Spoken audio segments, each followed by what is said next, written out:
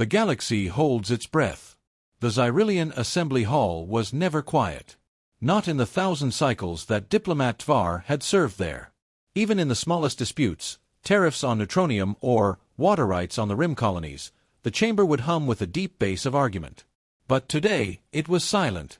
Holographic projectors lined the circular walls, each one showing the same grainy sensor feed. A single black silhouette drifting through the void, edges so sharp it looked carved out of the stars themselves. No engine flare. No running lights. No identifying beacons. It was moving, but no drive signature matched. Tvar's vertical pupils narrowed as he studied the image. "A phantom ship," whispered the Surlon representative to his right. "A warship." Across the chamber, the Carthid Warmaster's spines twitched with unease. "We have identified nothing of this class," he said. "And yet it destroyed a raider fleet near the Veil Nebula in under 9 minutes. Murmurs rippled through the room. Fear, disbelief, calculation. The council chair's voice cut through it. "Reports indicate it is inbound to the Aaron system. That is 2 standard days from this station." A flurry of questions erupted. Who commands it? Which empire built it? What is its purpose? Tvar tapped a data tablet, scrolling through intercepted transmissions. The warship's communications were sparse, only bursts of tight beam signals in archaic encryption formats. One message had been decrypted in part. A name had emerged. Humans. Tvar leaned back in his seat, the name sour in his mind. He had met one once, at a diplomatic reception in the neutral belt, small, fragile-looking, with oddly expressive eyes and a too-firm handshake. Humanity was an upstart species, barely 2 centuries in space. Their fleets were little more than retrofitted freighters with railguns bolted on. To imagine them building this, it didn't fit. The Warmaster growled. "Humans do not have this technology.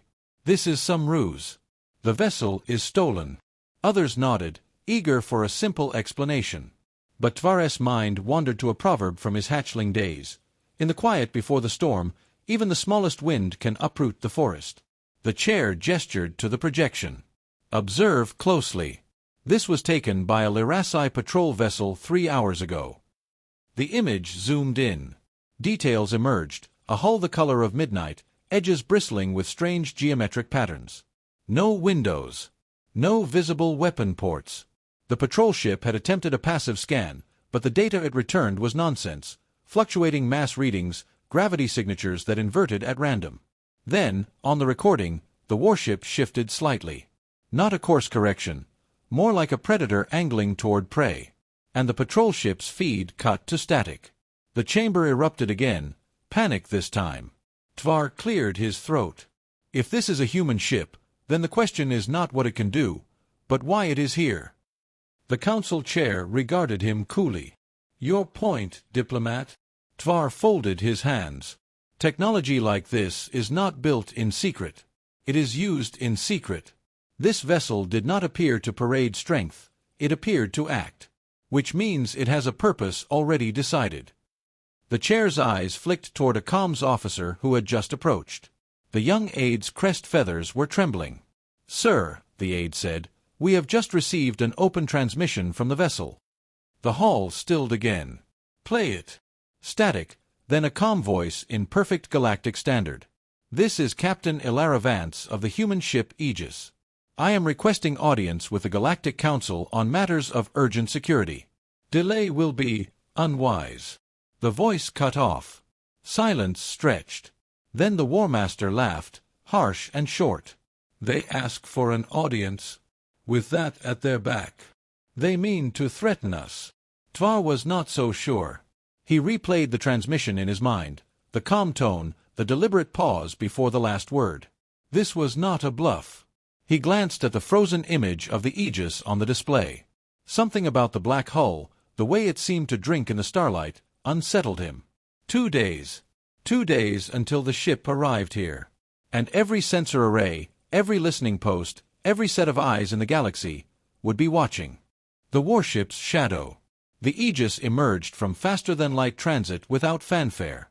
No flare of exotic particles, no thunder of hyperspace rift collapse, Just a silent, seamless arrival, as if it had always been there and the universe had simply noticed too late. From the bridge of the Carthid dreadnought Irask, War Master Goran stared at his failing sensor display. The tactical plot was useless. Every attempt to lock onto the human ship resulted in scrambled readings and nonsensical telemetry. "Recalibrate the targeting grid," he barked. His sensor officer's voice was tight. "We have recalibrated 3 times, War Master. The vessel is absorbing our scan pulses. We cannot define its hull boundaries." Goran's spines flattened against his skull. The dreadnought's arsenal could erase cities from orbit, but it was built to fight known physics, predictable mass and matter. The Aegis felt wrong.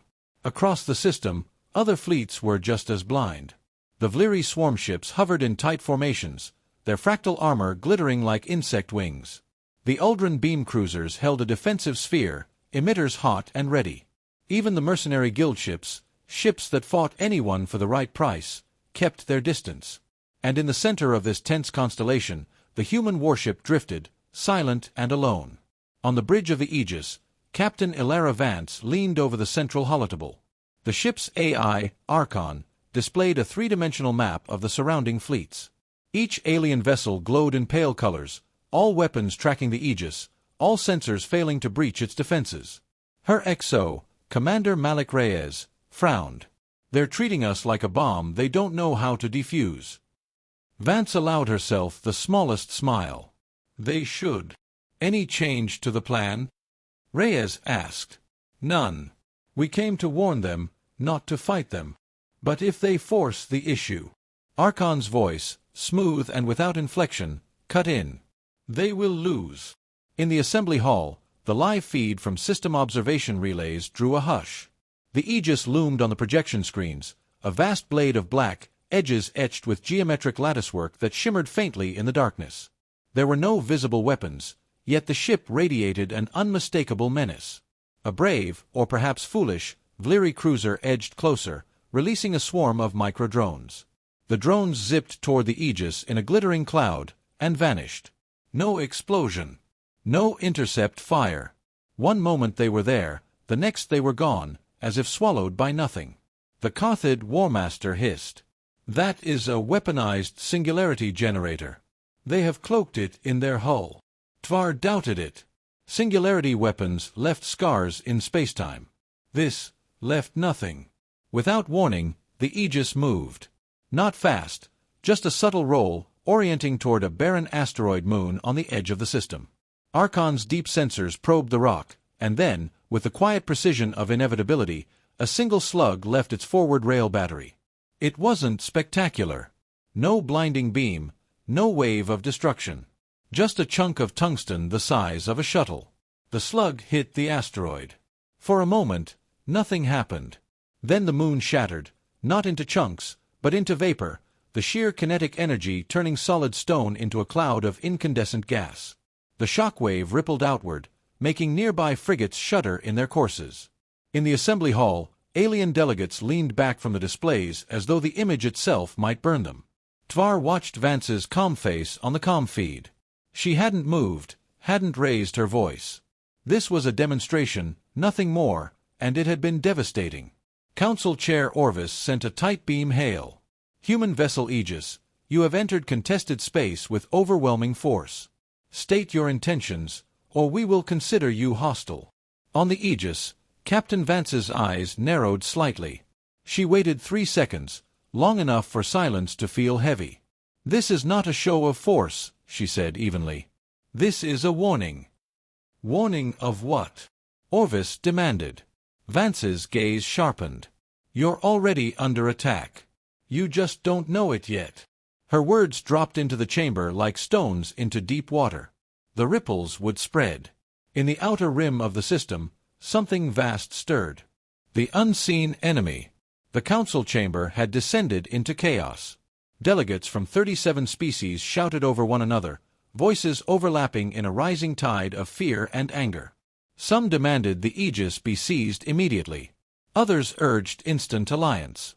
A few whispered that it should be destroyed before its human crew could reveal more of whatever it was hiding. Council Chair Orvis slammed his gavel. "Order! We will have order!" The voices fell away, though the tension still crackled in the air like static. "Captain Vance," Orvis said, "you speak of an attack we cannot detect. Explain yourself." On the Aegis, Captain Elara Vance stood before a floating hologram of the council chamber, their alien faces arrayed like a gallery of suspicion.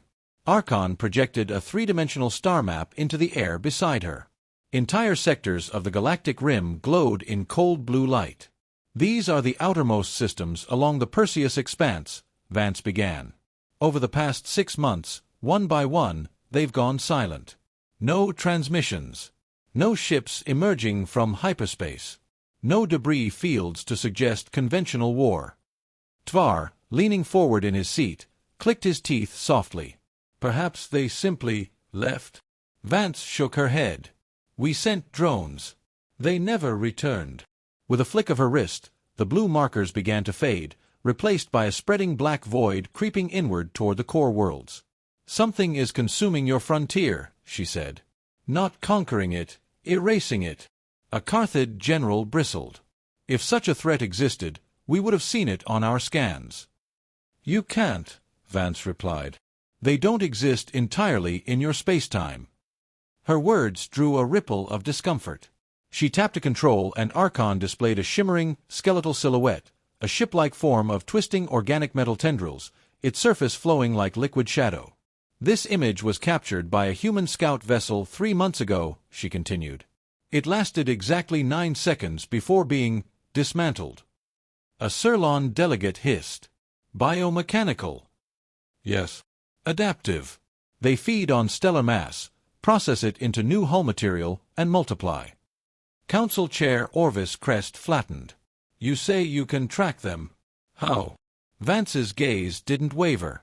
"Humanity's inexperience in space made us innovate differently. We don't have your millennia-old engineering doctrines. Our science teams built sensors that operate partially outside normal dimensional frameworks. The Aegis can see them where your fleets see empty void." Several delegates exchanged uneasy glances. "You built that ship for war," Goran the Warmaster accused. "We built it for survival," Vance corrected. "Yours, as well as ours." A sudden alert rippled across the council feeds, a real-time distress call from the frontier. The hollow image shifted to show a mining colony orbiting a dim red star. At first, it appeared untouched. Then the light changed, and parts of the asteroid began vanishing, not breaking apart, not burning, but simply not being there anymore. In the background, calm chatter rose to screams. Something dark and spined slid into view, its proportions alien, its movement wrong, like a nightmare caught in motion. Then the feed went to black. Archon's voice, calm as ever, filled the Aegis's bridge. "They have accelerated their advance by 0.3 light-years per day. At current rate, they will reach inhabited space within 4 standard months." Panic broke in the chamber. This time, Orvis didn't bother with the gavel. He turned to Vance. "What do you propose?" Vance stepped forward, her shadow long against the holotable. "Stand with us. Share your fleet positions, your ship schematics, your command protocols. We will integrate them into Aegis adaptive combat arrays. Together, we may have a chance." "And if we refuse?" Orvis asked. The captain's voice didn't change, but the temperature in the room seemed to drop. "Then you will face them alone. And you won't last a week." No one spoke for a long moment. The only sound was the low hum of the hollow projectors. Tvar studied Vance's expression, calm, but with something harder beneath it. She wasn't bluffing. Humans had come too far, too fast, to waste time convincing the unwilling. "Finally," Orvis said, "we will convene in private to discuss your proposal." "Make it quick," Vance said. "Every moment you waste, they grow stronger." The hololink cut, leaving the council in uneasy silence. Tvar exhaled slowly. "So this is humanity," he thought. "Not the fragile traders I imagined, but predators who learned to survive among older beasts." Far beyond the rim, the darkness kept spreading. The first strike. The decision came faster than Captain Vance expected. Within hours, fleets from 12 major powers had begun converging on the Perseus Expanse. The others, fearful, suspicious, or stubborn, stayed behind. That was fine. The Aegis had never planned to wait for unanimous consent. From the observation deck, Vance watched the alien armadas slip into formation. The Carthid dreadnoughts gleamed like knives under a cold sun, their spined hulls bristling with rail batteries. The Uldren beam cruisers moved in tight defensive lines, their emitters glowing an ominous violet. Even the insectal Vliri swarm ships, built more for hit-and-run piracy, had come to stand against the thing that none of them could see. At the heart of the fleet, the Aegis drifted like a shadow too solid to be ignored. Archon's voice hummed through the command deck. Target entities emerging from phase shift at coordinates 913 by 652. Estimated contact in 41 seconds. The holotable filled with ghostly outlines. Massive shapes sliding in and out of spacetime like predators swimming just beneath the surface of dark water. Commander Reyes stepped up beside Vance. They're bigger than the scout images suggested. They've been feeding, Vance replied. And they'll keep doing it until there's nothing left. The first enemy vessel tore free from its dimensional shroud with a sound that was more sensation than noise, a vibration in the bones, a pressure in the air. It was a nightmare given form, a writhing hull of black alloy and living tissue, 1,000 tendrils undulating like deep-sea creatures hunting for prey. The Carthid dreadnoughts opened fire instantly, rail slugs screaming across the void. Some hit, shattering chunks of armor. But the pieces didn't drift. They melted into vapor and were reabsorbed by the main hull. Adaptive regeneration confirmed, Archon reported. Standard kinetic bombardment, ineffective. Vance's voice was steady. Bring phase lances online. Deploy swarm arrays, pattern Omega-7. Panels along the Aegis's hull shifted, revealing banks of silver darts no bigger than a human arm. They launched in perfect unison, disappearing into nothingness before reappearing inside the enemy's armor, detonating in blinding bursts of light. The alien thing shrieked, no sound in vacuum, but the vibration was there, crawling across every ship's hull plating. It reeled, and the Aegis's phase lances ignited, beams of compressed spacetime punching holes through dimensions the enemy couldn't shield. One creature fell. But more came. Dozens slid into reality, surrounding the Allied fleet. The Uldren cruisers fired beam arrays in sweeping arcs, carving deep wounds into enemy hulls. The Vliri swarms darted between tendrils, latching explosives onto vulnerable joints. Still, the enemy adapted, beams bent around their armor, drones were devoured whole. On the Aegis, Archon spoke with machine comm. Loss projections exceeding tolerance thresholds. Recommend executing Protocol Black. Reyes' eyes widened. That'll kill half our systems. Vance didn't hesitate. Do it. The Aegis's outer plating unfolded like the petals of some terrible mechanical flower. From beneath, a field generator pulsed once, twice, then exploded outward in a shockwave of gravitational distortion. The effect was instant. Enemy ships within the waves reached twisted violently, their own phase technology collapsing in on itself. Hulls tore apart not from heat or pressure, but from their own warped geometry. The wave didn't just kill, it erased. By the battle's end, the Perseus Expanse was littered with drifting debris and dead things that had once been alive, their forms already fading back into whatever space they had come from. The surviving enemy vessels retreated, vanishing between moments.